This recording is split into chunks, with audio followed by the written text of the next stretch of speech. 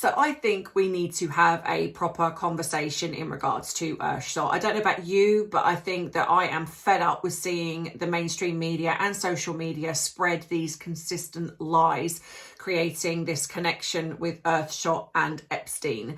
When you see the Epstein being connected to anything, it does create people to kind of go, okay, this is not good. But they don't tell you the truth. And well, the mainstream media definitely don't. And of course, we know the anti-monarchists then grab onto that and then they circulate it. So I want this to be a channel that actually focuses on the truth, not clickbait, not gossip, not rumor, facts. So if this is the type of channel for you where this is all you're interested in, then please think about liking and subscribing so you don't miss future uploads. If you've got this far, that means hopefully I've held your interest. So let's get into some bite-sized tea.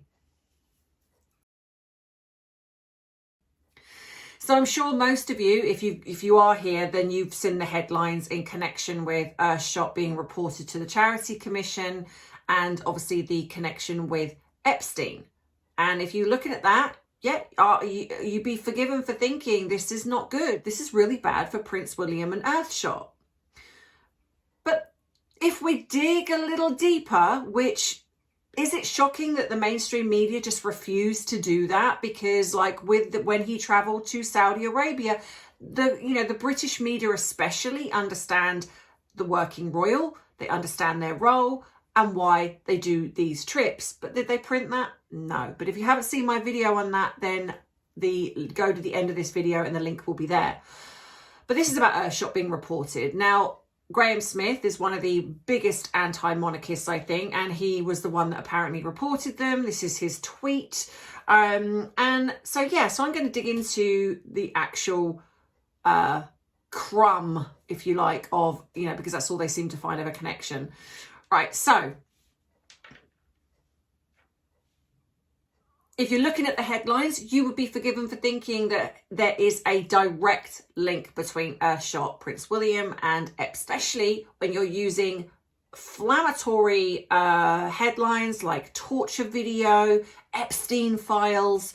Of course, that is going to create people to be like, oh, that's why they do it. It's exactly why they do it. Because in the world of psychology, your brain starts to fill in the gaps. And if you've got information in your brain of some of the things that are connected to Epstein, you'll start building this picture, which is what the mainstream media rely on, which is exactly where people like myself come in. We want you to slow this down and actually look at facts, because it's separating emotion from the truth. And when you do, the connection it's not even worth talking about. So let's talk about the thing that sounds the worst, which is the torture email. So I'm going to draw up my notes because I want to make sure that I get this, that I have got this factually right as I'm talking to you. So this comes from a historic email, which was back in 2009. I was going to say 2029 then, but we're not there yet. Where Jeffrey Epstein allegedly sent a message to a businessman called Sultan Ahmed bin Salayem. I apologize if that is not correct. In that email, Epstein wrote, I love the torture video. This man is just... But this is what it said. I'm not going to pretend that's not disturbing. I think we all know that is. And if anyone's watching this and it's not, then I suggest please go and check yourself out. But here's the reality check that I think that gets lost once, like I say, the mainstream media start going into their clickbait headlines. The email was sent in 2009. Earthshot wasn't even around until 2020. So unless there is some kind of weird time machine that we don't know about, there was not even a connection, even remotely, anywhere near at that point. And of course, that's obvious. But people miss that bit out. When these mainstream media put these headlines, they conveniently miss out the actual details. So then, okay, how did Earthshot get dragged into this? Well, this is where the indirect link comes into play. The man Epstein emailed, Sultan Ahmed bin Salayem, wasn't just a random individual. He was the CEO of a huge global logistics company called DP World. So then you fast forward more than a decade later, Prince William launches the Earthshot Prize and DP World becomes one of its founding corporate partners. In simple terms, the company provided funding support for the environmental prize. That's it. That is the only connection there is.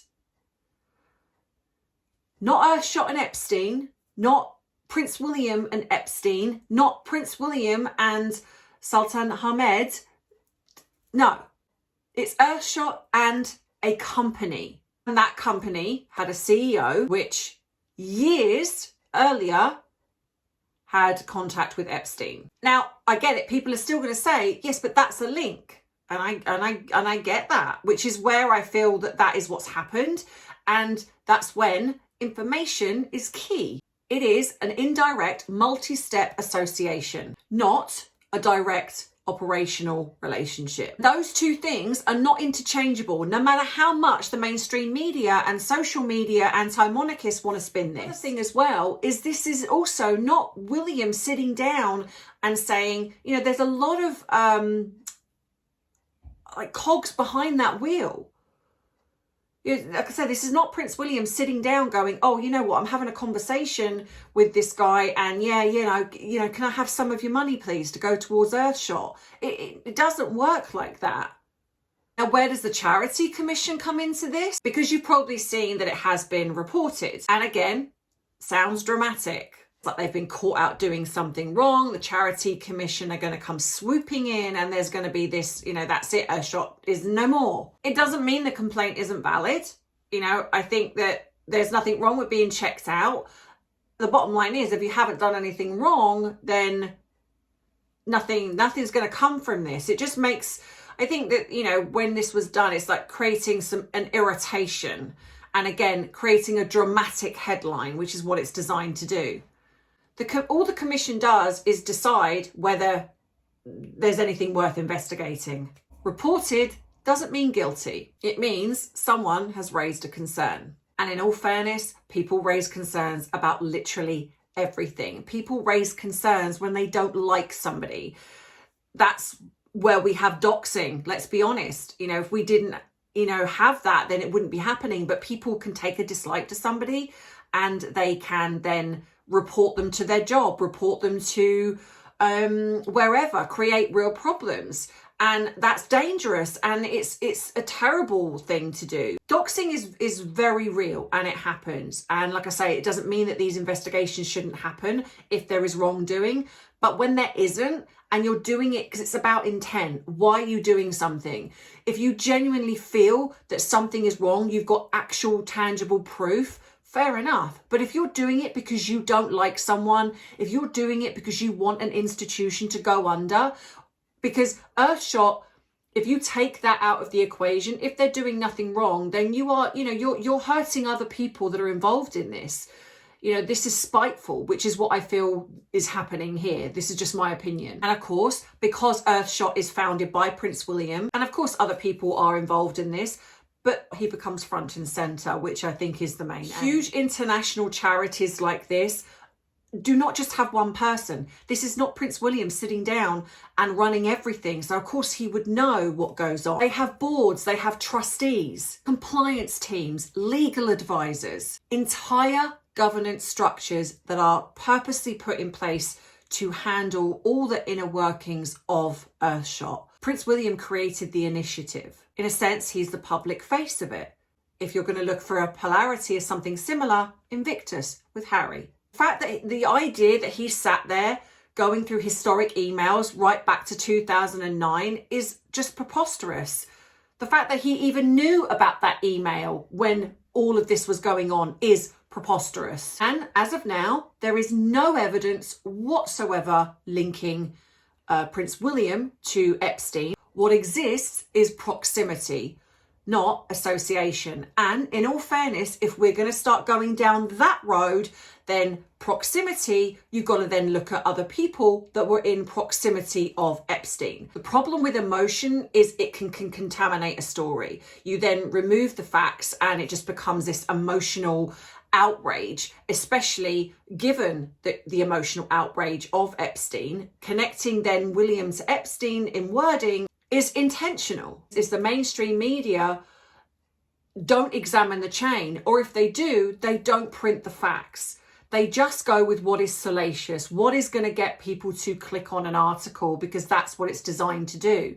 And this is where you and I would then look at facts, because if I see something online, my immediate reaction is I need to just check that out first before I respond. But a lot of people don't. They see something and it creates something within themselves and they feel the need to react or even believe it. It is quite shocking to me how many people believe things without actually doing their due diligence. Because there is a massive difference between an organisation doing something wrong, an organisation having a very weak crumb of historical association by a third party. Whether or you support William or not, whether you support the royal family or not, or anyone else for that matter, the truth should still be important. Facts matter. Yeah. But anyway, if you like the video, please give it a thumbs up. If you slightly gone on a bit longer than I normally do, but I felt this was important to get out there. If you want to subscribe, please do. Please give the video a hype. So I'll see you in the next video. And as always, take care of yourself. Stay safe. Bye-bye.